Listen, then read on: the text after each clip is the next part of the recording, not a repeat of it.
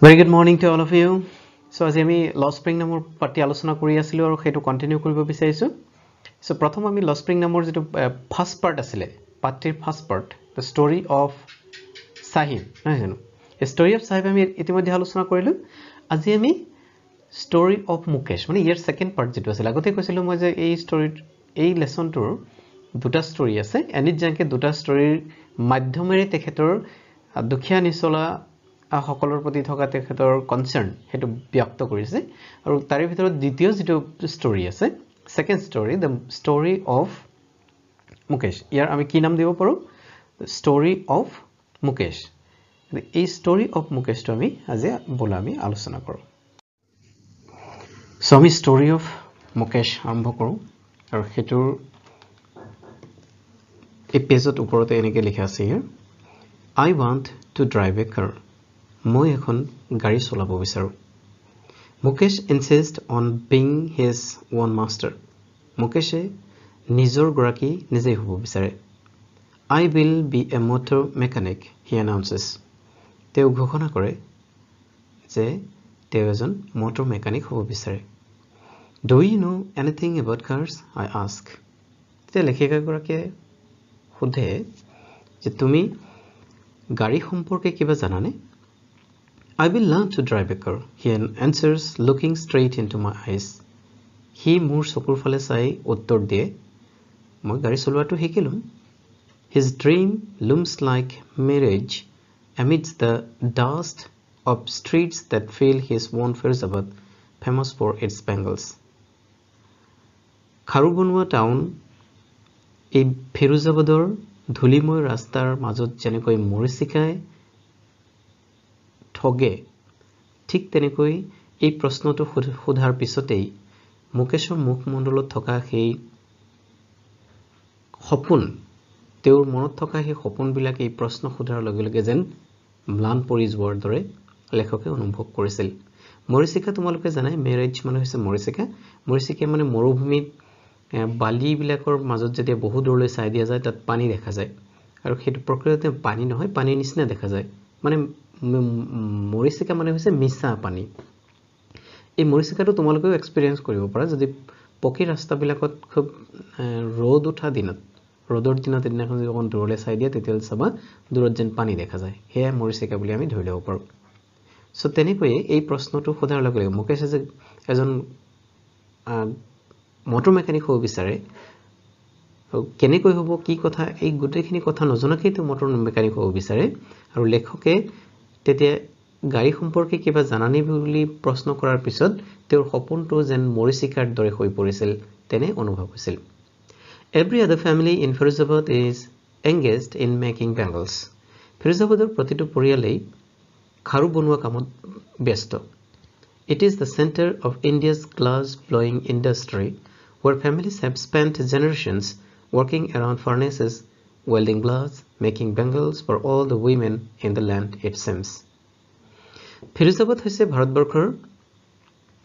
কাছৰ খাৰু বনোৱা উদ্যোগৰ কেন্দ্ৰ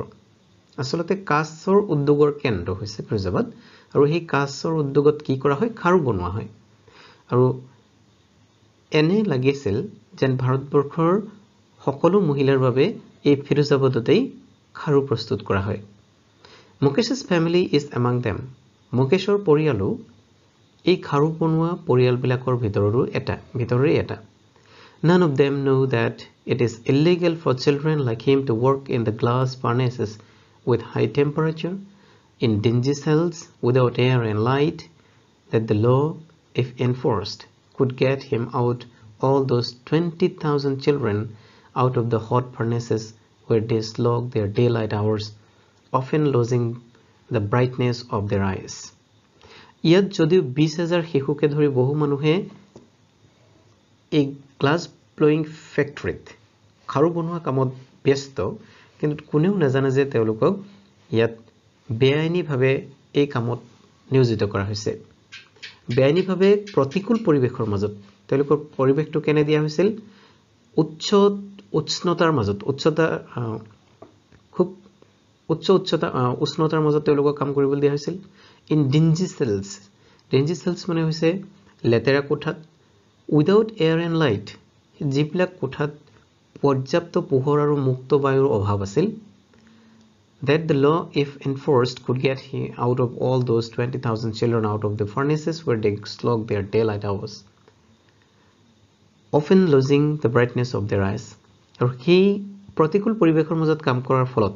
মানে বেছি উচ্চতা তাৰপিছত লেতেৰা ৰুম য'ত যিমান বায়ু সোমাব লাগে বায়ু সোমাব নোৱাৰে য'ত পোহৰ সোমাব লাগে পোহৰ সোমাব নোৱাৰে এনে পৰিৱেশৰ মাজত কাম কৰাৰ ফলত তেওঁলোকৰ দৃষ্টিশক্তি খুব কম বয়সতে হেৰাই পেলায় আৰু যদি আইন প্ৰণয়ন কৰা হয় ইফ ল এনফৰ্সড তেতিয়াহ'লে এই 20,000 শিশুৰ সকলক তাৰ পৰা উদ্ধাৰ কৰিব পৰা যাব নাইবা এই কামৰ পৰা তেওঁলোকক মুক্তি পাব পৰা যাব বুলি লেখকে কৈছে গতিকে এইখিনিতে এটা প্ৰশ্ন হয় যে ফিৰোজাবাদত বেংগল মেকিং ফেক্টৰীৰ যেটো হাজাৰ্ড আছে তেওঁলোকৰ বিপদ তেওঁলোকৰ এই বিপদৰ সম্পৰ্কে পৰীক্ষাত প্ৰশ্ন আহে 2 মাৰ্ক কোৱেশ্চন আহে লং কোৱেশ্চন আহে গতিকে এই পাৰ্টটো খুব ইম্পৰ্টেন্ট কোৱেশ্চন কিন্তু এইটো এটা মনত ৰাখিবা তোমালোকে So Mukesh's eyes beam as he volunteers to take me home, which he proudly says is being rebuilt. Mukesh যেতিয়া মোক তেওঁৰ ঘৰলৈ লগ ধৰিছিল আৰু তেতিয়া তেওঁৰ মুখমণ্ডলত উজ্জ্বলতা দেখা গৈছিল আৰু তেওঁ খুব গৰ্বেৰে কৈছিল যে এই ঘৰটো আমাৰ পুনৰাই মেৰামতি কৰি থকা হৈছে We walked down stinking lanes choked with garbage. আমি তেতিয়া গৈ আছিলো স্টিংকিং লেন্স স্টিংকিং মানে হৈছে বেয়া গোন্ধ ওলোৱা লেন্স মানে তো সৰু ৰাস্তা আমি জানোৱেই চকড উইথ গাৰ্বেজ য'ত জাবৰেৰে পুত খাই আছিল যি ৰাস্তা লেন বিলাক past homes that remain hovels with crumbling walls আৰু এই ৰাস্তাৰ দুই কাষে আছিল কিছুমান hovels মানে হৈছে সৰু ঘৰ ভগা সৰু ঘৰ with crumbling walls crumbling মানে জৰাজীৰ্ণ বেৰেৰে হৈতে কিছু ঘৰ আছিল obli doors যাৰ দুৱাৰ বিলাক আছিল অস্থিৰ মানে কপি থকা দুৱাৰ no windows বেৰত কোনো খিৰিকী নাছিল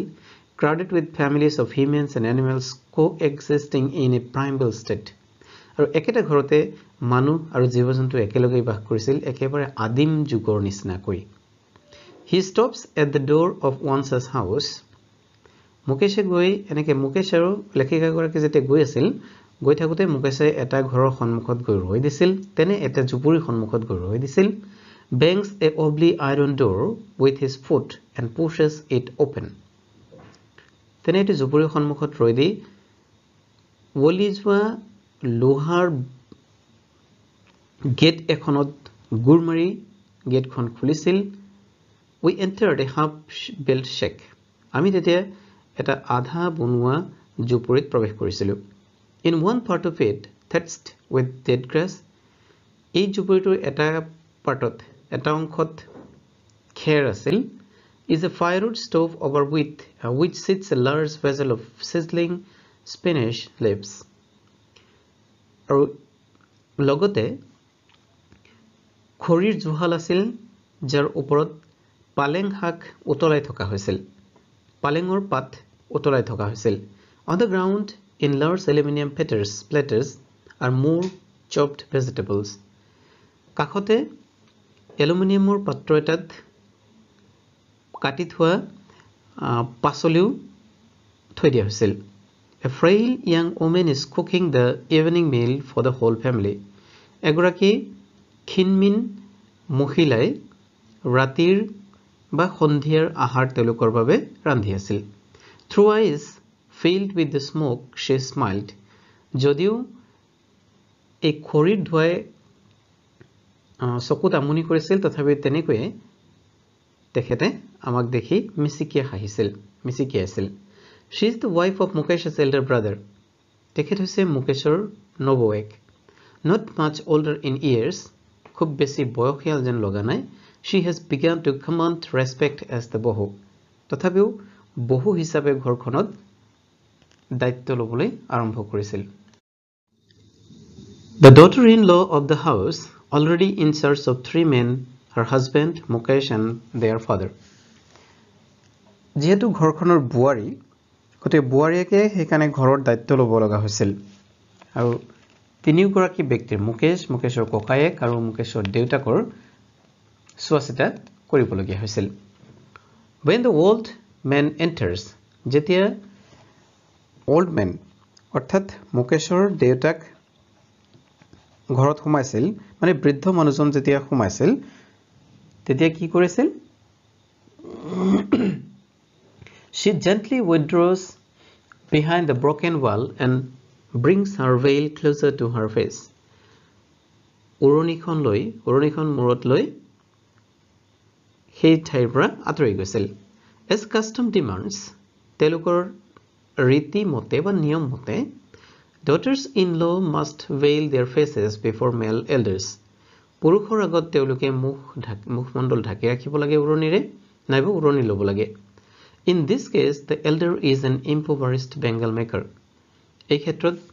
এই বৃদ্ধগৰাকী অৰ্থাৎ মুকেশৰ দেউতাক আছিল এগৰাকী খাৰু বনোৱা লোক ব্যক্তি he has failed to renovate a house sent his two sons to school তেখেতে কিন্তু গোটেই জীৱনটোত নিজৰ ল'ৰা দুটাক স্কুললৈ পঠিওৱাটো সফল হোৱা নাছিল নাইবা নিজৰ ঘৰখনো পুনৰ ভালকৈ বনোৱাৰ সফল হোৱা নাছিল all he has managed to do is teach them what he knows the art of making bangles মাত্ৰ যি কৰিব পাৰিছিল সেই কামটো হৈছিল ল'ৰা দুটাক খাৰু বনোৱা শিকাব পাৰিছিল it is his karam his destiny says Mukesh's grandmother who has watched her own husband go blind with the dust from polishing the glass of bangles এয়া তেওঁৰ কৰ্ম বা ভাগ্য বুলি কৈছিল আসলতে কপাল বুলি কৈছিল কোনে কৈছিল মুকেশৰ আইতাকে এনেদৰে ভাবিছিল যিগৰাকী আইতাকে তেখেতৰ হাজবেণ্ডক খাৰু বনোৱা কামত নিজকে নিয়োজিত কৰি চকুজুৰ হেৰুৱাটো নিশ্চয়কৈ দেখা পাইছিল can a god given lineage ever be broken ভগৱানে কপালত যে লিখিছে হিয়া খণ্ডন কৰিব পাৰিনে she implies তেখেতে এনেদৰে ভাবে born in the caste of Bengal makers they have seen nothing but bangles in the house in the yard in every other house every other yard every street in Firozabad Bengal maker ফ্যামিলিত জন্মগ্ৰহণ কৰাৰ পিছত তেওঁলোকে খাৰুৰ বাহিৰে আৰু একোৱেই নেদেখে ঘৰতো খাৰু থাকে সুতালতো খাৰু থাকে প্ৰতি সুতালতে খাৰু থাকে আৰু ফিৰোজাবাদৰ প্ৰতি ৰাস্তাই ঘাটে কেৱল খাৰুৱে খাৰু দেখা যায় spirals of bangles sunny gold paddy green royal blue pink purple every color born out of the 7 colors of the rainbow lie in mounds in unkempt yards are piled on four-wheeled handcarts pushed by young men along the narrow lanes of the shanty town so খাৰু বনোৱাৰ আগত কি কৰে spiral বনোৱা হয় spiral মানে is spring ডালৰ নিচিনা আমাৰ স্প্ৰিং যেনেকে থাকে এই কিছুমান বহিটো সব বহিবিলাক সিলভাৰ পৰিৱৰ্তে তাত স্পাইৰেল বাইন্ডিং থাকে নোটবুক বিলাকত থাকে বিশেষকৈ গতে ঠিক তেনেকৈ আগত কাছৰেও এনেকে স্পাইৰেল বনোৱা হয় আৰু স্পাইৰেল বিলাকৰ কালাৰ কেনে বুলি কৈছে sunny gold paddy green royal blue pink purple every color মানে ৰামধেনুত থকা গোটেই বিলাক ৰং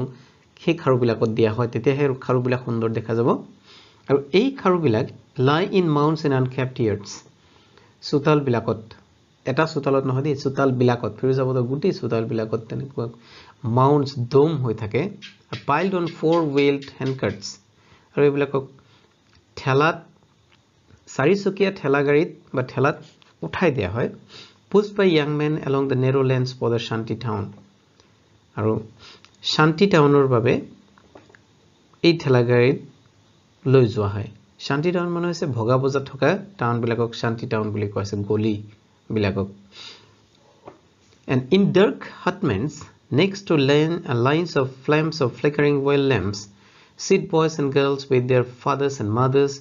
welding pieces of colored glass into circles of bangles সুতালতে বহিলৈ মাক দেউতাকৰ লগত লৰা ছোৱালী বিলাকেও এই খাৰুৰ স্পাইৰেল বিলাক বনাই থাকে এই সার্কেল বিলাক বনাই থাকে গ্লাস বিলাক জোড়া লগাই লগাই কাঁচ বিলাক জোড়া লগাই লগাই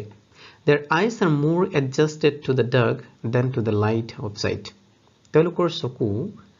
বাহিৰৰ পোহৰতকৈ ভিতৰৰ অন্ধকাৰৰ লগতহে বেছি এডজাষ্ট হয়, বেছি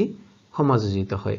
This is why they often end up losing their eyesight before they become adult. আৰু সেইভাবে তেওঁলোকৰ চকু লাহে লাহে আন্ধাৰৰ লগত বেছিকৈ এডজাষ্ট হৈ যায়, অৰ্থাৎ তেওঁলোকৰ চকুৰ দৃষ্টিশক্তি একেবাৰে নাইকিয়া হৈ যায়.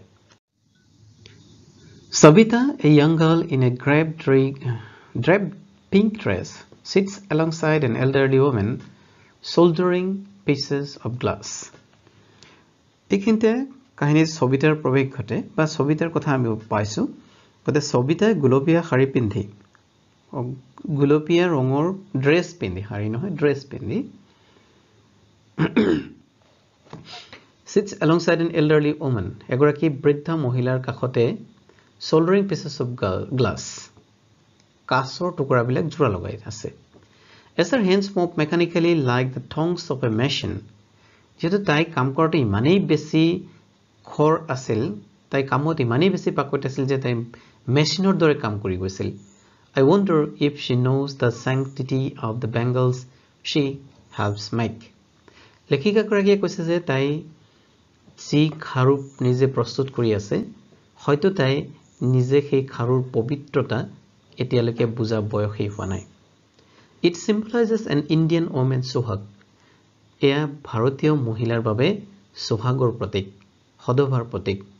Auspicious in marriage, বিবাহত মাঙ্গলিক বস্তু. It will dawn on her suddenly one day when her head is draped with a red veil, her hands dyed red with henna, and red bangles rolled onto her wrist. এদিনাখন তাইও এই খাৰুৰ মূল্য বুজি পাব, যিদিনাখন তাই হাতত খাৰু পিন্ধিব, হাতত হেনা লগাব আৰু শিৰত সেন্দুৰ লগাই কইনাৰ সাজত সাজিব. She will then become a bride. তেতিয়া তাই কইনা হ'ব. Like the old woman beside her who became one many years ago. এই ওচৰতে বহি থকা, কাষতে বহি থকা মহিলাগৰাকীৰ দৰেই যিগৰাকী মহিলা বহু বছৰ আগত কইনা হৈছিল. She still has bangles on her wrist. সেই মহিলাগৰাকীৰ, বৃদ্ধাগৰাকীৰ হাতত এতিয়াও খাৰু আছে, but no light in her eyes. কিন্তু তেখেতৰ চকুত পোহৰ নাই, দৃষ্টিশক্তি নাই. এক वक्त शेर भर खाना भी नहीं खाया, she says in a voice drained of joy. জীৱনত এবাৰৰ বাবেও ভৰপেট খানা খাই পোৱা নাই. She has not enjoyed even one full meal in her entire life. জীৱনত এবাৰৰ বাবেও ভৰপেট খানা খোৱা নাই. That's what she has. Ripped her husband, an old man with a flowing beard, says, I know nothing except bangles. তেওঁলোকৰ দৰিদ্ৰ অৱস্থাটো আমি অনুমান কৰিব পাৰোঁ যেতিয়া মহিলাগৰাকীয়ে কয় যে জীৱনটোত এসাঁজ ভৰপেট খাই পোৱা নাই. ওচৰতে থকা হাজবেণ্ডগৰাকীয়ে, মহিলাগৰাকীৰ হাজবেণ্ডগৰাকী যিগৰাকীৰ দীঘল দাঢ়ি আছিল, তেখেতে কৈছিল, মই খাৰুৰ বাহিৰে আন একো চিনি নাপাওঁ. All I have done is make a house for the family to live in. মই যি জীৱনত কৰিলোঁ সেয়া হৈছে পৰিয়াল থকাৰ বাবে এটা ঘৰ বনোৱাটো. Hearing him, one wonders if he has achieved what many have failed in their lifetime. তেখেতৰ কথা শুনি হয়তো আনে ভাবিব যে আনে জীৱনত যি কৰিবলৈ সক্ষম নহল তেনে কোনো কাম কৰিবলৈ সক্ষম হল নেকি তেখেতে. He has a roof over his head. আচলতে তেখেতৰ মূৰত ওপৰত এটা ছাল, মানে সৰু জুপুৰি এটাহে বনাবলৈ সক্ষম হৈছিল. The cry of not having money to do anything except carry on the business of bangles making, not even enough to eat, rings in every home. প্ৰতি ঘৰতে এটা আপত্তি শুনা যায় যে বেংগল মেকিঙৰ বাহিৰে তোমালোকে আৰু বেলেগ একো কাম কৰিব পৰা নাযায় বা কৰা নাই, নাইবা পৰ্যাপ্ত পৰিমাণে খাদ্যৰ অভাৱ. এনে কথাবিলাক প্ৰায় প্ৰতিটো ঘৰতেই শুনিবলৈ পোৱা যায়. The young men echo the lament of their elders. সৰুসকলেও সেই ডাঙৰসকলৰ কথাকেই শুনি থাকিব লগা হয়. Little has moved with time, it seems, in Firoozabad. সময়ৰ লগে লগে বহু বস্তুৱে পৰিৱৰ্তন হয় কিন্তু ফিৰোজাবাদৰ একোৱেই পৰিৱৰ্তন নহল years of mind-numbing toil have killed all initiative and the ability to dream এনে ধৰণৰ তেওঁলোকৰ কঠোৰ পৰিশ্ৰমে তেওঁলোকৰ জীৱনটোক বেলেগ ধৰণে ভাবিবলৈ নাইবা বেলেগ সপোন দেখিবলৈ অক্ষম কৰি পেলাইছে Why not organize yourself into a cooperative? I ask a group of young men who have fallen into the vicious circle of middlemen who trapped their fathers and forefathers. Middlemen সকলৰ জালত পৰা এদল ডেকা লৰাক মিডলমেন সকলৰ জালত পৰা এদল ডেকা লৰাক মানে মধ্যভোগীসকলৰ জালত পৰা এদল ডেকা লৰাক মই যেতিয়া খুদিছিলো তোমালোক কিয় এটা সহকাৰী সংস্থাত সংস্থাপিত সংগঠিত নোহোৱা তেতিয়া তেওঁলোকে কি কৈছিল even if we get organized যদি আমি অৰ্গেনাইজ হও সংগঠিত হও we are the ones who will be hauled up by the people police beaten up and dragged to jail for doing something illegal আমি সংগঠিত হলেও আমাক কিবা মিছা অভিযোগ দি কিবা অন্যায় কাম কৰা বুলি দেখুৱাই তেওঁলোকে আমাক জেলত ভৰাই থব দেছে There is no leader among them. তেওঁলোকৰ মাজত কোনো নেতা নাই No one who could help them see things differently.